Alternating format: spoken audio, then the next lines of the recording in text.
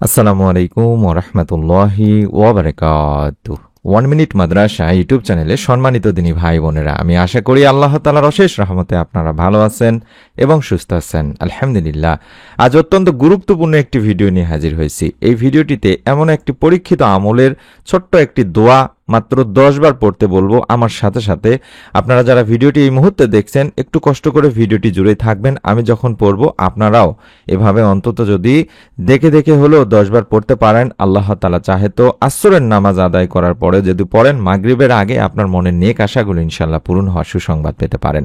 মনের মধ্যে শতভাগ বিশ্বাস নিয়ে নিয়ত করে ভিডিওটি থেকে না বের হয়ে সম্পূর্ণ দেখতে থাকুন। দৈনিক 5 ওয়াক্ত নামাজ ফরজ। নামাজ মানুষকে আত্মশুদ্ধি অর্জনে সাহায্য করে, পবিত্রতা অর্জনেও সহায়তা করে। দিনে 5 বার অজু করার মধ্য দিয়ে মানুষ শারীরিক পরিচ্ছন্নতা অর্জন করে থাকে। বিনম্র চিত্তে সালাত আদায়ের মাধ্যমে অন্তত 5 বার মহান রব আল্লাহ রাব্বুল আলামিনকে স্মরণ করে থাকে। আসরের 4 রাকাত ফরজ নামাজ প্রত্যেক প্রাপ্তবয়স্ক নরনারীর আদায় করে নেওয়া উচিত। আবু মালি রাদিয়াল্লাহু তাআলা আনহু থেকে বর্ণিত, তিনি বলেন, এক যুদ্ধে আমরা রুবাইদা রাদিয়াল্লাহু তাআলা আনহুর সঙ্গে ছিলাম। দিনটি ছিল মেঘলা, তাই রুবাইদা রাদিয়াল্লাহু তাআলা আনহু বলেন, শীঘ্রই আসরের নামাজ আদায় করে নাও, কারণ নবী করিম সাল্লাল্লাহু আলাইহি ওয়াসাল্লাম বলেছেন, যে ব্যক্তি আসরের নামাজ ছেড়ে দেয় তার আমল বিনষ্ট হয়ে যায়। বুখারী শরীফের 553 নম্বর একটি হাদিস। আবু হুরায়রা রাদিয়াল্লাহু তাআলা আনহু থেকেও বর্ণিত আছে, হাদিসে আল্লাহ রাসূল সাল্লাল্লাহু আলাইহি ওয়াসাল্লাম বলেছেন, ফেরেশতারা পালা বদল করে আমাদের বা তোমাদের মাঝে এসে থাকেন। একদল দিনে একদল রাতে, আসর ও ফজরের সালাতে উভয় দল একত্রিত হয়।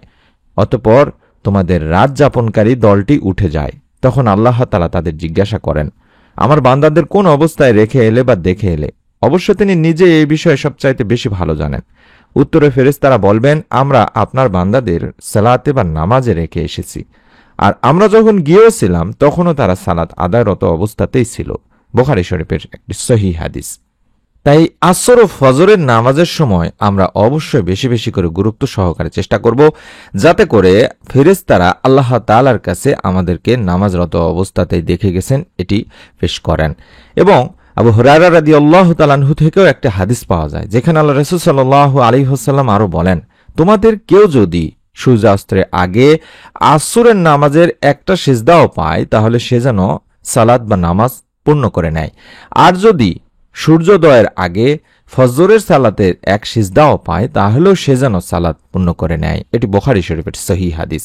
তাছাড়া আসরের সালাতের আগে 4 রাকাত সুন্নত রয়েছে, যেটাকে গায়রে মুআক্কাদা বলা হয়, আর তাই এটা আদায় করা উত্তম একটি আমল। আল্লাহ রাসূল সাল্লাল্লাহু আলাইহি ওয়াসাল্লাম নিজেই নামাজ আদায় করেছেন। আলী ইবনে আবু তালিব রাদিয়াল্লাহু তাআলা আনহু থেকে বর্ণিত, তিনি বলেন, রাসূল সাল্লাল্লাহু আলাইহি ওয়াসাল্লাম আসরের ফরজ নামাজের আগে 4 রাকাত সুন্নত পড়তেন। এটি তিরমিজি শরীফে রয়েছে এবং সুনানে ইবনে মাজাতেও রয়েছে। অন্য আরেক হাদিসেও রয়েছে, উমর ফারুক রাদিয়াল্লাহু তাআলা আনহু থেকে বর্ণিত, রাসূল সাল্লাল্লাহু আলাইহি ওয়াসাল্লাম বলেছেন, আল্লাহ সেই ব্যক্তিদের উপর রহম করুন যারা আসরের সালাতের আগে 4 রাকাত সুন্নত সালাত আদায় করে। এটি আবু দাউদ তিরমিজি শরীফের একটি হাদিস। তাই আপনারা চেষ্টা করবেন যদি সম্ভব হয় আসরের আগে 4 রাকাত সুন্নত নামাজ আদায় করে নেবেন, তারপরে আসরের ফরজ 4 রাকাত ফরজ নামাজ আদায় করে নেবেন, তারপরে আপনারা এই নিয়ম মেনে, একটি ছোট্ট নিয়ম মেনে এই আমলটি করবেন। চাইলে দোয়াটি আমার সাথে সাথে দেখে দেখেও আমলটি করতে পারেন। আপনাদের কাছে অনুরোধ করব, মনের নেক আশা পূরণের জন্য অনেক আমল করেছেন, অনেকের কাছে গিয়েছেন, এমনকি অনেক ইসলামিক উপায় পর্যন্ত অবলম্বন করেছেন। আজকের আমলটি মনের মধ্যে বিশ্বাস নিয়ে নিয়ত করে করুন। এই আমলের ওসিলায় আল্লাহ তাআলা, বিশ্বনবী সাল্লাল্লাহু আলাইহি ওয়াসাল্লামের হাদিস, সব জায়গা থেকেই পাওয়া যায় যে এই আমলের মাধ্যমে আল্লাহ তাআলা বান্দার মনের নেক আশাগুলো পূরণ করেই থাকেন। অর্থাৎ এটি একটি পরীক্ষিত আমল। মানুষ অনেক সময় এমন কিছু কাজের বা বিপদের মুখোমুখি হয়, তখন তার সম্পাদনে সে কোনো উপায় খুঁজে বের করতে পারে না, কোনো মাধ্যমে খুঁজে বের করতে পারে না। সেই সময় মানুষের পিঠ দেয়ালে ঠেকে যায়। সেই সময়টিতে নিজেদের কার্যসিদ্ধির উদ্দেশ্যে মনের প্রত্যাশা পূরণে আল্লাহর শরণাপন্ন হওয়া ছাড়া আর কোনো বিকল্প উপায় থাকে না। এমনই একটি আমলের কথা তুলে ধরেছেন প্রিয় নবী বিশ্বনবী সাল্লাল্লাহু আলাইহি ওয়াসাল্লাম, আর সেই আমলটি আমি আপনাদের সামনে তুলে ধরছি। মনের একান্ত আশা প্রত্যাশা পূরণে কোনো মানুষেরই প্রবল আগ্রহ কিংবা চেষ্টার কোনো কমতি থাকে না। সে কারণে নিজেদের চাওয়া পাওয়ার পরিপূর্ণতায় নানানবিধ চেষ্টা সাধনা করে থাকেন মানুষ। কোনোভাবেই যখন কোনো কিছু হয় না, তখন তারা ফিরে আসে ধর্মের দিকে কিংবা ইসলামিক স্কলারদের শরণাপন্ন হয় দেয় তখন। অথচ তারা জানে না যে এই সময়টিতে মনের নেক আশা পূরণের জন্য শুধুমাত্র সে যদি মনের মধ্যে শতভাগ বিশ্বাস নিয়ে নিয়ত করে একটি ছোট্ট আমল, কার্যকরী আমল করে, তাহলে আল্লাহ তাআলাই তার মনের নেক আশাগুলো পূরণ করে দিবেন। ইসমে আজম হলো সেই আমল যেটা আল্লাহ তাআলার মহান নাম। আর এই ইসমে আজমের আমলের মাধ্যমেই আল্লাহ তাআলার কাছে কোনো কিছু চাওয়া হলে মহান রব আল্লাহ তাআলা তা পূরণ করেন, তার সকল চাওয়া পাওয়া পূরণ করেন। আর এই নাম বা এই আমলের মাধ্যমে আল্লাহ তাআলাকে যদি কেউ স্মরণ করে বা ডাকে, তাহলে আল্লাহ তাআলা তার ডাকে সাড়া দিয়ে থাকেন। সুবহানাল্লাহ। কম বেশি সকলেই জানেন যে ইসমে আজম কতটা পাওয়ারফুল একটি আমল। অনেক ইসলামিক স্কলার ইসমে আজম সম্পর্কে বলেছেন যে এটি হলো আল্লাহ তাআলার মূল নাম, অর্থাৎ আল্লাহ তাআলার যে মূল নাম সেটাই আল্লাহ। অর্থাৎ এই আল্লাহ আল্লাহ নামের জিকিরের মাধ্যমেও কিন্তু আল্লাহ তাআলা বান্দার মনের সমস্ত নেক ও কল্যাণকর চাওয়া পাওয়াগুলো পূরণ করে দিয়ে থাকেন এবং আল্লাহ তাআলা অবশ্যই সেই বান্দার ডাকে সাড়া দেন, বান্দার দোয়া কবুল করে থাকেন। যদি পারেন প্রতিদিন অন্তত 100 বার, 150 বার, 200 বার, 1000 বার, যতটুকু বেশি পারা যায় আপনারা আল্লাহ আল্লাহ নামের জিকির করবেন। একটা সময় যখন মনে নেক আশা পূরণের প্রয়োজন হবে, কোনো কিছুতে আপনি বিভিন্ন পেরেশানি টেনশনে থাকবেন।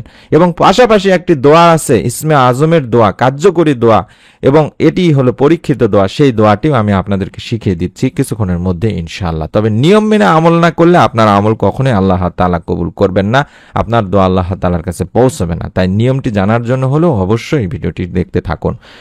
আর সে কারণে মানুষের চাওয়া পাওয়া বা মনের আশা পূরণে একান্ত কোনো কিছু চাওয়ার আগে আমাদেরকে বিশেষ করে আল্লাহ তাআলাকে এই ইসমে আজমের মাধ্যমে ডাকতে হবে ভালোবাসা, শ্রদ্ধা, ভরসা এবং কায়মনে বাক্যে দীনতাহীনতার সঙ্গে। যদি এভাবে আল্লাহ আল্লাহ জিকির করে প্রার্থনা করা হয়, তবে মহান রব আল্লাহ তাআলা বান্দার সেই চাওয়া পাওয়াকে ফিরিয়ে না দিয়ে পরিপূর্ণই করে দেবেন।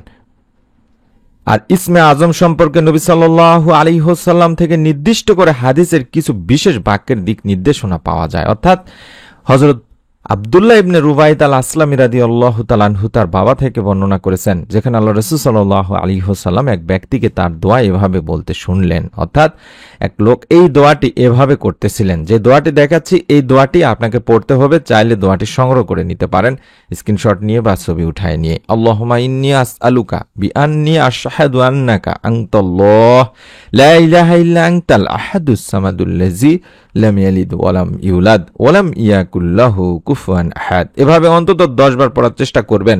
যদি নাও পারেন অন্তত 2-3 বার তো অবশ্যই পড়বেন।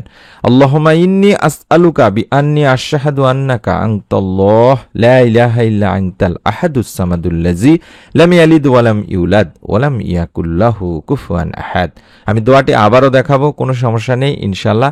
এখন স্ক্রিনশট নিতে না পারলেও সমস্যা নেই, আমি আবার যখন দেখাবো নিয়মটি বলে দেওয়ার সময় তখন চাইলে স্ক্রিনশট নিতে পারেন। এই দোয়ার অর্থ হলো, হে আল্লাহ, আমি তোমার কাছে প্রার্থনা করছি আর সাক্ষ্য দিচ্ছি যে তুমি একমাত্র আল্লাহ, তুমি ছাড়া অন্য কোনো মাবুদ নেই, তুমি একক সত্তা স্বয়ং সম্পূর্ণ, যিনি কাউকে জন্ম দেননি এবং তাকেও কেউ জন্ম দেয়নি, আর তার সমকক্ষ কেউ নেই।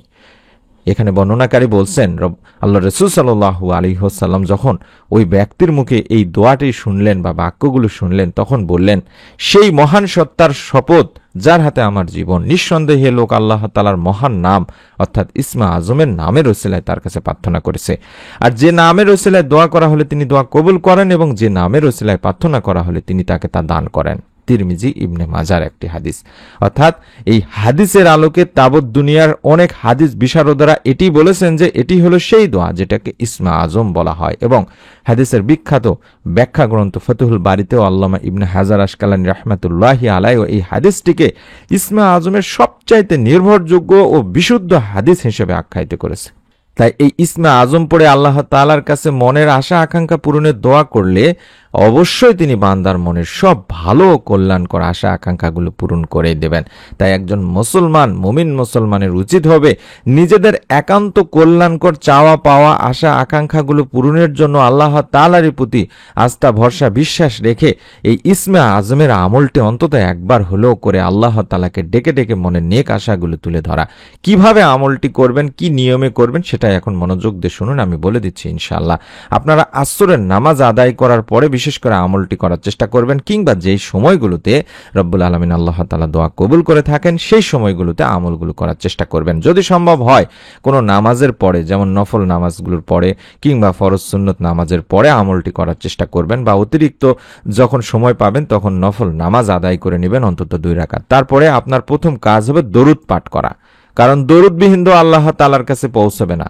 আপনারা জানেন হযরত ফাজালা ইবনে রুবাইদ রাদিয়াল্লাহু তাআলা আনহু থেকে বর্ণনা করা একটা হাদিস, যেখানে আল্লাহ রাসূল সাল্লাল্লাহু আলাইহি ওয়াসাল্লাম এক লোককে নামাজে দোয়া করতে শুনলেন, কিন্তু সে তাতে আল্লাহর প্রশংসা করলেন না এবং রাসূল সাল্লাল্লাহু আলাইহি ওয়াসাল্লামের উপর দরুদও পড়লেন না।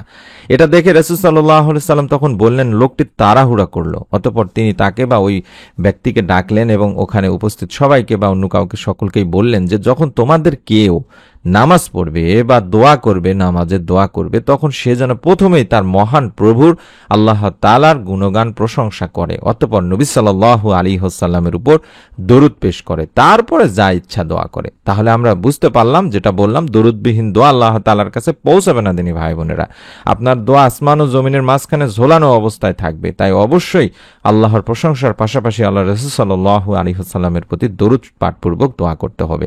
হযরত আনাস রাদিয়াল্লাহু তাআলা আনহু থেকে বর্ণনা করা হাদিসটিতে আল্লাহ রাসূল সাল্লাল্লাহু আলাইহি ওয়াসাল্লাম নিজে এভাবে বলেছেন যে যতক্ষণ রাসূলুল্লাহ সাল্লাল্লাহু আলাইহি ওয়াসাল্লামের উপর দরুদ পড়া হবে না, ততক্ষণ তা বাধাগ্রস্ত অবস্থায় থাকবে, অর্থাৎ এই দোয়া আল্লাহ তাআলার কাছে পৌঁছাবে না এবং এই দোয়া কবুলও করা হবে না। তাবারানী শরীফের একটি হাদিস। তাই আমাদের উচিত হবে দোয়ার শুরুতে আল্লাহর প্রশংসা দিয়ে, অর্থাৎ সূরা ফাতিহা পড়ে, অথবা আপনি শুধুমাত্র আলহামদুলিল্লাহ বলে দুই হাত তুলে এভাবে হাত তুলবেন যখন, তখন আলহামদুলিল্লাহ বলবেন, তারপরে দোয়া শুরু করবেন, অর্থাৎ মনের নেক আশা পূরণের দোয়াগুলো করবেন। তারপরে আপনারা শেষে এবং অবশ্যই প্রথমেও দরুদ শরীফ পাঠ করে নেবেন। প্রথম কাজ হলো দরুদ শরীফ পাঠ করে নেওয়া। আপনি নামাজ আদায় করে নিলেন, নফল নামাজ বা ফরজ নামাজ বা সুন্নত নামাজের পরেও আমলটি করতে পারবেন। তারপরে আপনি অন্তত 10 বার বা 11 বার দরুদ পাঠ করে নেবেন, কারণ নবী সাল্লাল্লাহু আলাইহি ওয়াসাল্লাম বলেছেন, যে ব্যক্তি সকালবেলা আমার উপর 10 বার দরুদ পাঠ করবে এবং বিকালবেলা 10 বার দরুদ পাঠ করবে, কিয়ামতের দিন সে আমার সুপারিশ দ্বারা সৌভাগ্যবান হবে। সুবহানাল্লাহ। তাহলে যদি সম্ভব হয় দরুদ অন্তত 10 বার করে পড়ার চেষ্টা করবেন। আল্লাহুম্মা সাল্লি ওয়া সাল্লিম আলা নাবিয়িনা মুহাম্মদ, এই ছোট্ট দরুদটিও পড়তে পারেন, অথবা দরুদে ইব্রাহিম পড়বেন, অথবা শুধুমাত্র সাল্লাল্লাহু আলাইহি ওয়াসাল্লাম, যেটা সবচেয়ে ছোট দরুদ, সেটা আপনি অন্তত 10 বার 11 বার পড়ে নেবেন। তারপরে মনের নেক আশা পূরণের যে দোয়াটি আমি আবারও দেখাচ্ছি, এই দোয়াটি অন্তত 3 বার বা তারও বেশি, যত বেশি পড়তে পারেন পড়ার চেষ্টা করবেন, কমপক্ষে 3 বার পড়বেন। আল্লাহুম্মা ইন্নী আসআলুকা বিআন্নী আশহাদু আন্নাকা আনতাল্লাহ লা ইলাহা ইল্লা আনতাল আহাদুস সামাদুল্লাযী লাম ইয়ালিদ ওয়া লাম ইউলাদ ওয়া লাম ইয়াকুল লাহু কুফুয়ান আহাদ। এভাবে এই দোয়াটি পড়ার পরে যে নিয়মটি বললাম, প্রথমেই হাত তুলে আল্লাহ তাআলার প্রশংসা স্বরূপ সূরা ফাতিহা পড়ে নেবেন, অথবা শুধুমাত্র আলহামদুলিল্লাহ বলে হাত তুলে দোয়া করবেন। তারপরে আপনি আপনার মনের যত নেক ও কল্যাণকর আশাগুলো আছে সেগুলো আল্লাহ তাআলার কাছে বলবেন। দোয়ার শেষে আবারও দরুদ পাঠ করবেন। এভাবে আমলটি করুন এবং আল্লাহ তাআলার উপর শতভাগ বিশ্বাস নিয়ে আমলটি করুন। দেখুন রব্বুল আলামিন আপনারা মনের নেক আশা যদি হয়ে থাকে, ইনশাআল্লাহ পূরণের সুসংবাদ পাবেন। মনের মধ্যে বিশ্বাস নিয়ে নিয়ত করে আমলটি করার অনুরোধ করছি এবং এরকম নতুন আমলের ভিডিওগুলো 1 মিনিট মাদ্রাসা ইউটিউব চ্যানেল সর্বপ্রথম তৈরি করে থাকে। তাই অনুরোধ করছি সবার আগে পাওয়ার জন্য হলো চ্যানেলটির সঙ্গে থাকবেন, সাবস্ক্রাইব করে বেল বাটনটি অন করার মাধ্যমে। সকলে ভালো থাকুন, সুস্থ থাকুন। নতুন ভিডিও দেখার আমন্ত্রণ জানিয়ে আজকের মতো বিদায় নিচ্ছি। আসসালামু আলাইকুম ওয়া রাহমাতুল্লাহি ওয়া বারাকাতুহু।